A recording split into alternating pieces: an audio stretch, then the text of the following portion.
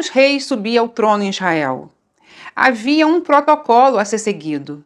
Deus, antes deles entrarem na terra prometida, deu uma lei para que se fosse cumprida.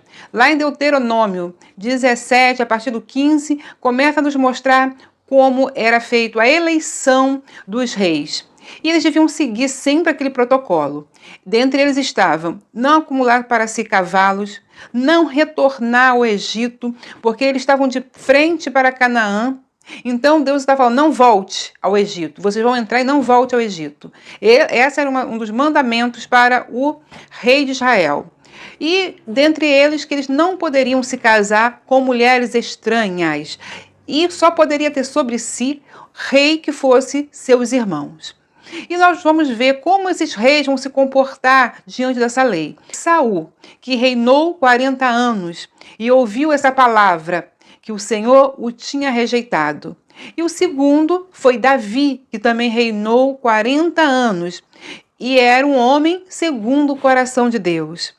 E, em seu lugar, reinou seu filho Salomão, que excedia em sabedoria, em conhecimento. A Bíblia fala que naquela época não havia homem Salomão em riqueza, em sabedoria. Mas vamos ver como Salomão se comportou diante dos protocolos que foram dados ali antes de entrar na Canaã, ou seja, na terra prometida. Ninguém pode negar a grandeza do reino de Salomão. Ele excedeu a todos os homens da terra da sua época, em sabedoria e em riqueza. Seus palácios talhados em ouro, trabalhado em ouro, suas casas com arquitetura moderníssima e tudo de uma excelente grandeza. Salomão foi ao auge diante dos homens da terra, mas o declínio de Salomão é anunciado quando ele começa a quebrar todos os protocolos, toda a aliança deixado ali diante dos homens antes de entrar em Canaã.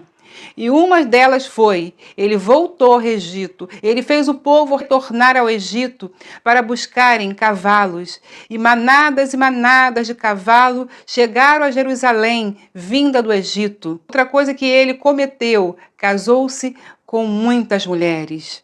Mulheres que não eram da sua linhagem, não eram da sua família.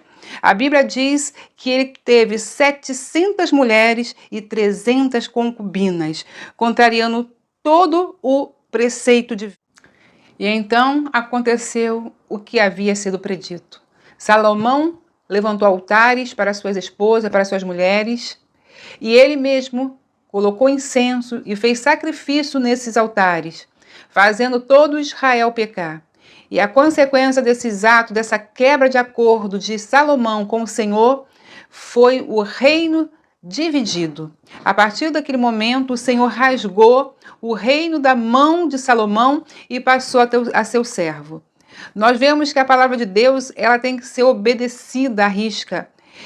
E Salomão não obedeceu e vai ter a consequência que vai ser a divisão do reino. E aqui nós vamos ver como consequência do ato de Salomão a divisão do reino. A divisão do reino não foi no reinado de Saul, não foi no reinado de Davi, mas no reinado de Salomão. Por causa da quebra de acordo com o Senhor, ele perde as 10 tribos.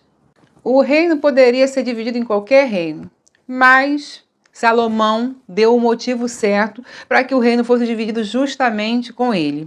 E ele vai dar início a uma bênção profética, onde Jacó vai abençoar os seus 12 filhos e vai abençoar o filho de José, onde ele bota o Efraim como cabeça das nações, como ele bota Efraim com a bênção da primogenitura. E aqui nós vamos ver o início da profecia de Jacó se iniciando, se concretizando, vamos dizer assim, porque 10 tribos vão ser entregues na mão de um efraimita chamado Jeroboão, e Jeroboão vai ser o líder dessas 10 tribos que vai formar a tribo do norte. Então aqui concretiza-se, realiza-se a profecia que nós vimos lá de Jacó ministrando sobre a vida de Manassés e Efraim, sendo Efraim o primogênito, o detentor da primogenitura. E aqui nós estamos vendo isso se realizar na divisão do reino, e é onde se formam as duas casas de Israel. Então, as duas casas de Israel, que é o reino do norte, o reino do sul, onde o reino do norte recebe o nome de Samaria, onde o reino do norte recebe o nome também de casa de José, casa de Efraim, casa de Israel, do sul também, tribo de Judá, casa de Judá. Nós estamos vendo se formando agora as duas casas. A partir desse momento se formam as duas casas e a realização da profecia dada para Jacó. Porque Deus não é homem para que minta, nem filho do homem para que se arrependa. Ele ministrou a palavra e a palavra, ela se concretiza. Eu gostaria que você desse like, compartilhasse os vídeos. Eu agradeço a vocês, fico com esse vídeo e até o próximo vídeo, se o Deus de Israel nos permitir, o Deus de Jacó, o Deus de Efraim,